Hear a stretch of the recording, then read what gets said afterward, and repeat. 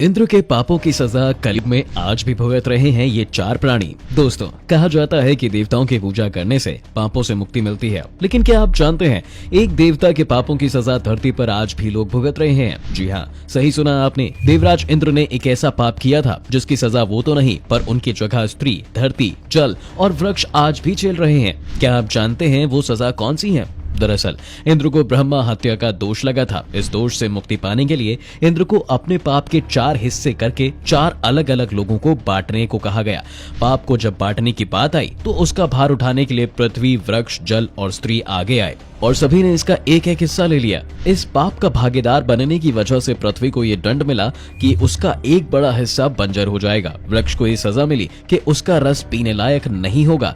जल को ये दोष लगा कि उसमें समय समय फेना और झाग पैदा होगा। वहीं स्त्री को हर महीने राजस्वला होने का दोष होगा। जब इन चारों ने इस पाप को ग्रहण किया तो सभी देवता बहुत खुश हुए, जिसकी वजह से इन चारों को पाप के फल के साथ साथ एक एक वरदान फल भी मिला। और इस वरदान के कारण पृथ्वी को कहा गया, तुम्हारा जो हिस्सा बंजर हो जाएगा उसमें होने वाले गड्ढे अपने आप ही भर जाया करेंगे। वृक्ष को ये वरदान मिला कि उसका कोई भी हिस्सा काटने के बाद दोबारा अपने आप जुड़ जाएगा। जल से कहा गया, उसका जितना जल खर्च होगा उतना ही उसे वापस भी मिल जाएगा। और स्त्री को वरदान के रूप में प्रेम प्राप्त हुआ। लेकिन अब सोचने वाली बात है कि आखिर इंद्र ने किस ब्राह्मण की हत्या कर दी थी और क्यों?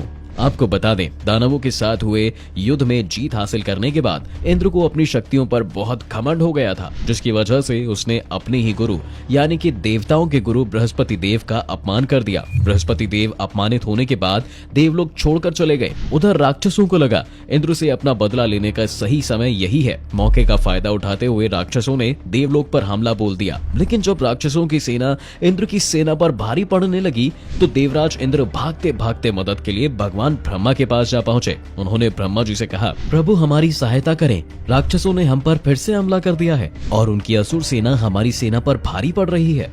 ब्रह्मा जी ने कहा, अब आपके पास एक ही विकल्प है, आप बृहस्पति देव के स्थान पर त्वष्टा ऋषि के पुत्र विश्वरूप के देवों के गुरु की उपाधि दे दें, वहीं आपकी सहायता कर सकते हैं। ब्रह्मा जी की आज्ञा के अनुसार इंद्रदेव ने विश्वरूप को देवताओं के गुरु की पदवी दे दी। विश्वरूप ने पुरोहित बन के देवराज इंद्र को नारायण कवच दे दिया। इसके बाद इंद्र की शक्तियां बढ़ गईं और उसने उस युद्ध में जीत हासिल की। असुरों से एक बार और युद्ध जीतने की खुशी में इंद्र ने एक यज्ञ का आयोजन करवाया और उसमें सभी को बुलाया।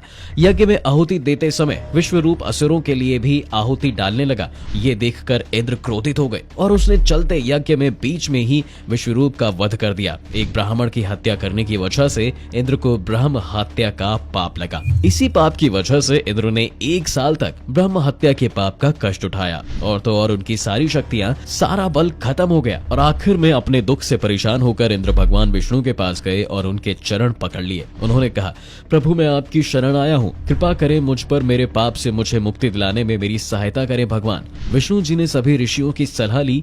आखिर में सभी ने मिलकर यह तय किया कि इंद्र अपने पापों के दोष को 4 हिस्सों में बांटकर 4 अलग अलग लोगों को दे दे, जिसके बाद ये पाप स्त्री, जल, पृथ्वी और वृक्ष में बांटा गया। तो दोस्तों, आपको ये वीडियो कैसा लगा हमें जरूर बताएं और साथ ही वीडियो से जुड़े सवाल हमें कमेंट करके पूछना ना भूलें।